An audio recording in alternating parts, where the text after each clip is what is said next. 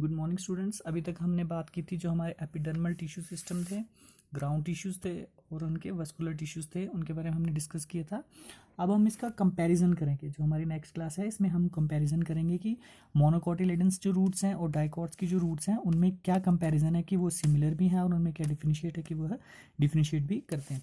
तो जो मोनोकोटिलेडन्स हैं, मैंने आपको बताया जो मोनोकोटिलेडन्स है उनका जो फंक्शन है, मेजर जो फंक्शन है उनका, वो एक दूसरे का सेम ही होता है। लगभग जो मोनोकोट्स और डाइकोट्स हैं इनका जो फंक्शंस होगा रूट्स का, मैक्सिमम आपको पता है जो रूट्स का जो फंक्शन होता है मैक्सिमम प्लांट्स में वह सेम ही होता है। सभी प्लांट्स में वो मैक्सिमम वह सेम ही होता है। तो मोनोकोटिलेडन्स में क्या होता है कि similar to the dicots roots in many respects, यानी कि जो फंक्शन है मोनोकोटिलेडन्स रूट्स का जो फंक्शन है वो सिमिलर होता है एज कम्पेयर टू डाइकोटिलेडन्स।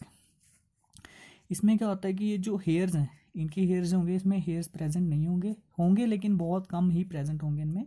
और डाइकोट्स में क्या है कि जो रूट्स हैं वो ज़्यादा प्रेजेंट होंगे। तो रूट हेयर्स तो दोनों में प्रेजेंट होंगे लेकिन थोड़े इसमें ज़्यादा होंगे डाइकोट्स में। और डाइकोट्स जो है यह इनमें जो है वो जाइलम बंडल है जो वो बहुत कम मात्रा में प्रेजेंट होगा। ठीक है, जो मोनोकोट्स है इनमें जो जाइलम बंडल है, जो इनका वेस्कुलर बंडल होता है, इसमें जो जाइलम है वो कम प्रेजेंट होगा। और इसमें क्या होगा कि एंडोडर्मिस हैविंग वैक्सी सुबरनियन एज कैस्पेरियन स्ट्रिप्स, यानी कि जो आपकी वैक्सी सुबीरियंस कहेंगे जिन्हें हम, एंडोडर्मिस होगी जो आपके इंटरनल जो डर्मिस है, जो इंटरनल सेल है, जो सबसे अंदरली सेल है जो आपकी डाइकोट्स की, उनमें क्या होता है कि जो वैक्सी सुबरिन प्रेजेंट होगा तो उसे हम कहेंगे कैस्पेरियन स्ट्रिप्स कहेंगे। अब दूसरी ओर चलते हैं। अभी हमने रूट्स की बात की तो अब हम बात करेंगे स्टेम की। तो मोनोकोट्स की जो स्टेम्स हैं उनमें कोजॉइंट और क्लोज्ड होती हैं। अभी मैंने आपको लास्ट क्लास में बताया था कि जो कोजॉइंट है उनमें जो जाइलम और फ्लोएम है वो मैक्सिमम एक ही रेडियस पे जो प्रेजेंट होता है। तो यह इनमें क्या होता है कि यह प्रेजेंट होते हैं और इनमें क्लोज होता है, यानी कि इनमें कैम्बियम एब्सेंट होता है।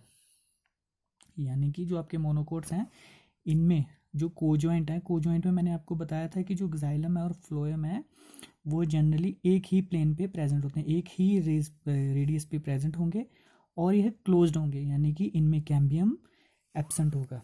मैं यहाँ लिख देता हूँ कैम्बियम एब्सेंट। ठीक है। अब दूसरी ओर है डाइकोट स्टेम। तो इसमें क्या होता है कि वेस्कुलर बंडल्स हैं वो एक रिंग के ऊपर अरेंज होंगे, यानी कि एक अल्टरनेटिव मैनर पे होंगे। अगर यहाँ पे मैंने आपको बताया अपोजिट को छोड़कर अल्टरनेटिव, एक यहाँ होगा तो दूसरा यहाँ होगा, तीसरा यहाँ होगा तो चौथा यहाँ होगा, यानी कि एक दूसरे के अल्टरनेटिव जो फंक्शन है, जो स्टेम में जो वेस्कुलर बंडल का फंक्शन है, जो वेस्कुलर बंडल प्रेजेंट होगा, जो उनका अरेंजमेंट है वो एक रिंग में होता है, गोल रिंग में होता है।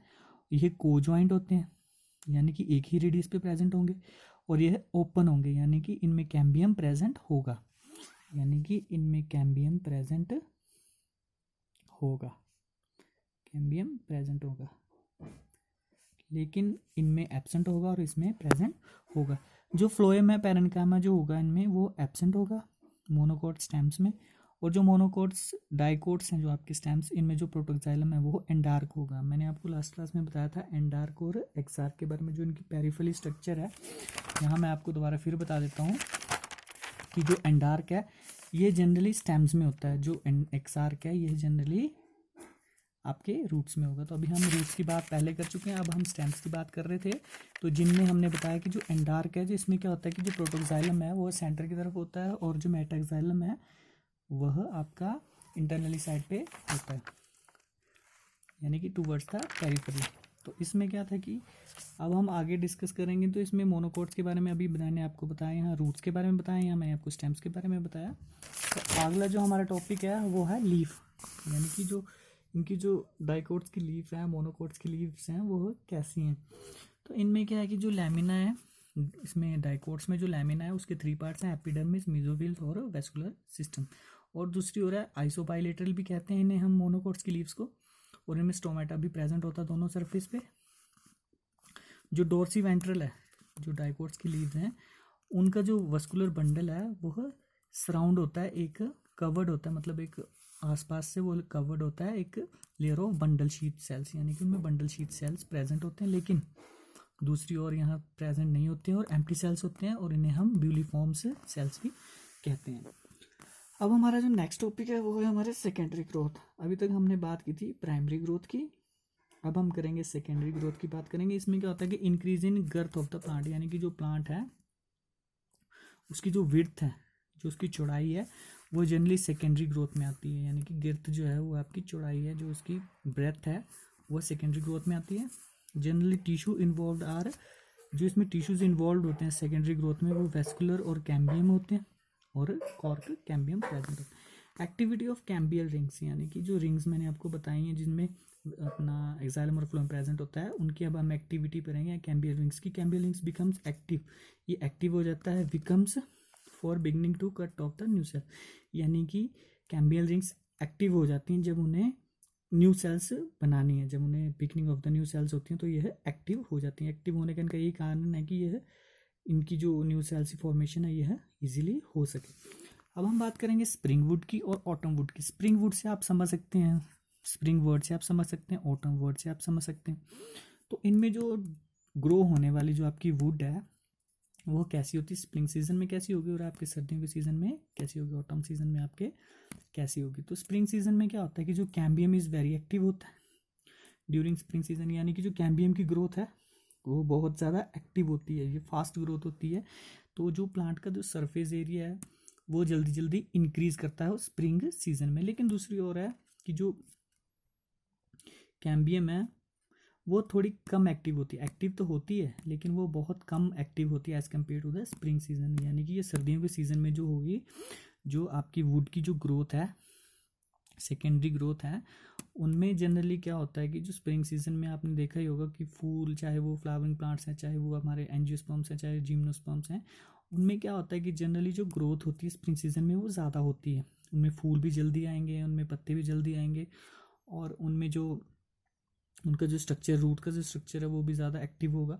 ये जनरली क्यों होता है कि जो कम टेम्परेचर है, जो हमारे इन्वायरमेंटल कंडीशंस हैं दोनों में, वो सेम नहीं होती हैं। स्प्रिंग सीजन में ज़्यादा बेटर होंगी, ऑटम सीजन में थोड़ी कम बेटर होंगी। लेकिन जो स्प्रिंग सीजन में है तो जो इनकी वुड बनेगी, जो इनमें जो ग्रोथ होगी, ये ज़्यादा एक्टिव होगी स्प्रिंग सीजन में, ज़्यादा एक्टिव होगी, क्योंकि जो फेवरेबल कंडीशंस चाहिए प्लांट को ग्रो करने के लिए वो सिर्फ हमें स्प्रिंग सीजन में मिलती हैं। एक स्पेसिफिक एनवायरनमेंट होता है जिसमें टेम्परेचर होता है, ह्यूमिडिटी होती है, जो भी फैक्टर्स चाहिए, सॉइल फैक्टर्स चाहिए, मिनरल फैक्टर्स चाहिए हमारे प्लांट को ग्रो करने के लिए, तो वो ज़्यादा एक्टिव होते हैं इन स्प्रिंग सीजन।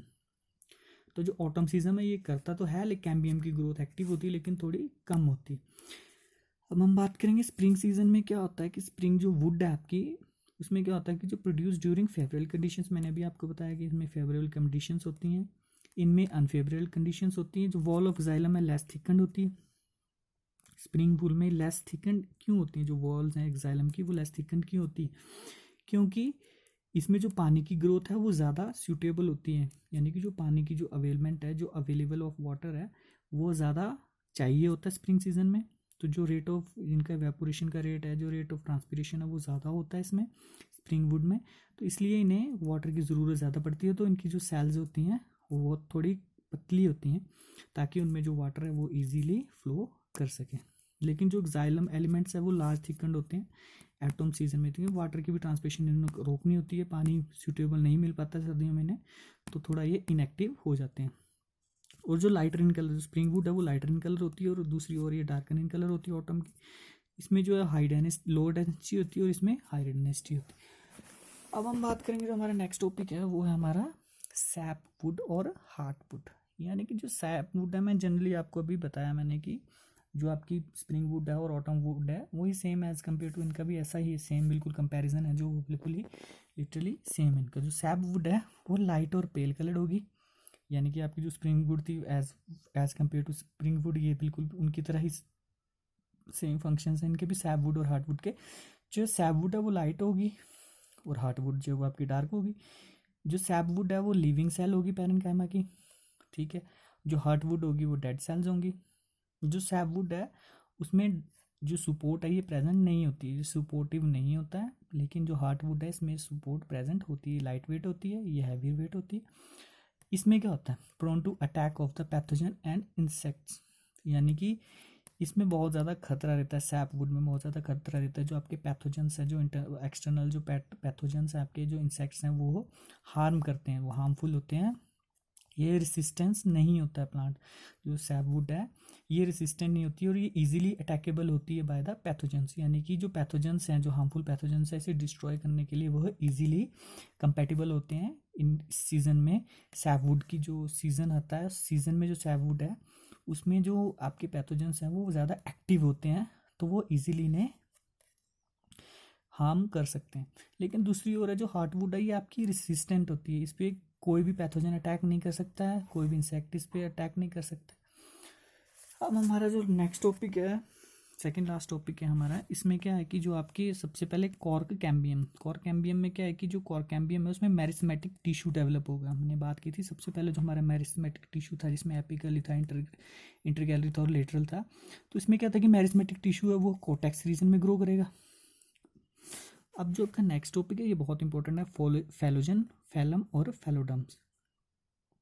इन तीनों को मिला के बनता है पेरिडर्म, यानी कि फैलोजन जो आपकी बहुत ही इनिशियल स्टेज होती है, बहुत ही छोटी स्टेज होती है, ज़्यादा ग्रोइंग नहीं होती है।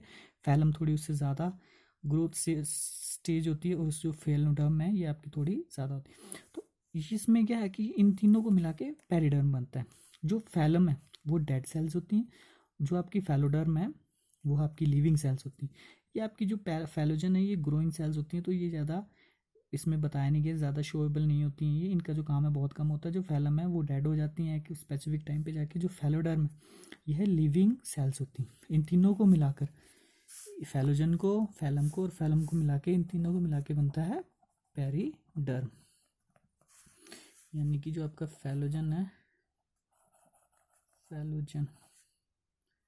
फैलोजन इनिशियल स्टेज है, इसमें ज़्यादा कोई इसका इंपॉर्टेंस नहीं बताया गया है इसमें। तो जो आपके तीनों को मिला के बनती है इन्हें हम पेरिडर्म्स भी कहते हैं। उसकी बात आती है हमारी लेंटिसेल्स। लेंटिसेल्स क्या होती हैं? ये रप्चरिंग ऑफ द एपिडर्मिस, यानी कि जब जो एपिडर्मिस है वो आपकी फूट जाती है, रेप्चर्ड हो जाती है, तो उसमें क्या होता है कि यह फॉर्मिंग लेंस शेप्ड, ये लेंस शेप्ड बनाती है ओपनिंग, तो उसे हम लेंटिसेल्स कहते हैं। जब एपिडर्मिस है जो आपकी फूट जाती है, एपिडर्मिस जो है वो बर्स्ट हो जाती है, रप्चर्ड हो जाती है, उसके बाद के एक लेंस शेप्ड स्ट्रक्चर बनता है, ओपनिंग बनती है, तो उसे हम लेंटिसेल्स भी कहते हैं। Help in permits exchange of gases, यानी कि ये हेल्पफुल होती है एक्सचेंज ऑफ गैसेस में, बहुत ज़्यादा हेल्पफुल होती है। और यह इंटरनल टिश्यू भी होते हैं, ये इंटरनली टिश्यू ये परमिट करते हैं exchange of gases to the internal tissues जितने भी आपके प्रेजेंट हैं, उनमें ये बहुत ज़्यादा हेल्पफुल होते हैं, ताकि जो एक्सचेंज ऑफ गैसेज है वो ईजिली प्रोसेस जो है वो ईजिली कंटिन्यू हो सके। अब आपके जो लास्ट टॉपिक है वो है सेकेंडरी ग्रोथ इन रूट्स।